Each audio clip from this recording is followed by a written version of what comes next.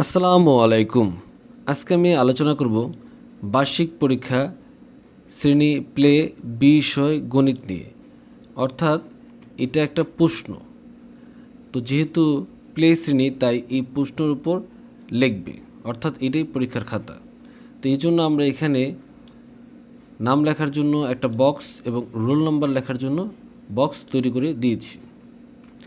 1 নম্বরে দিয়েছি আমরা সংখ্যাগুলি লিখো।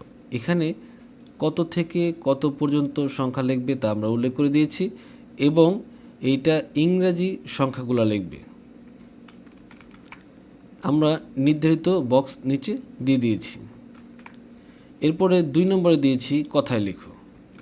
এখানে কথায় লিখবে, এই জন্য আমরা প্রশ্নগুলা দিয়ে দিয়েছি, উত্তরটা পাশে লিখবে, অর্থাৎ এখানে কথায় লিখবে।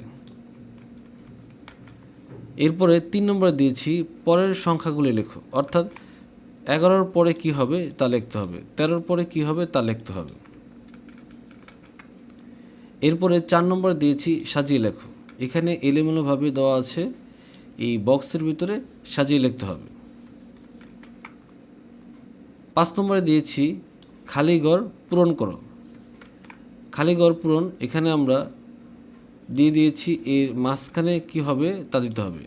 এখানে কি হবে এভাবে দিতে হবে, যেমন আমরা এখানে দিয়েছি 31, এরপর 32, 33, 34, 35, 36, এখানে 37 হবে, 38, এভাবে আমরা দিয়ে দিয়েছি। এরপরে 6 নম্বরে দিয়েছি জোড় সংখ্যা লেখো। জোড় সংখ্যা কত থেকে কত পর্যন্ত লিখতে হবে তা আমরা এখানে উল্লেখ করে দিয়েছি এবং নির্ধারিত বক্স আমরা নিচে দিয়ে দিয়েছি। 7 নম্বরে দিয়েছি মৌখিক। মৌখিক আমরা এখানে রেখেছি কয়েকটি, আমরা এখানে 5টা মৌখিক রেখেছি, এর উত্তরগুলো দিতে হবে। এরপরে 8 নম্বরে দিয়েছি আমরা শ্রেণী ও মূল্যায়ন পরীক্ষা। এর আগে আমরা এই সাজেশন সম্পর্কে আলোচনা করেছিলাম, এগুলো আমরা এখানে যোগ করে দিয়েছি। তো এই ছিল আমাদের আজকের ক্লাস প্লের বিষয় গণিত প্রশ্ন নিয়ে আলোচনা।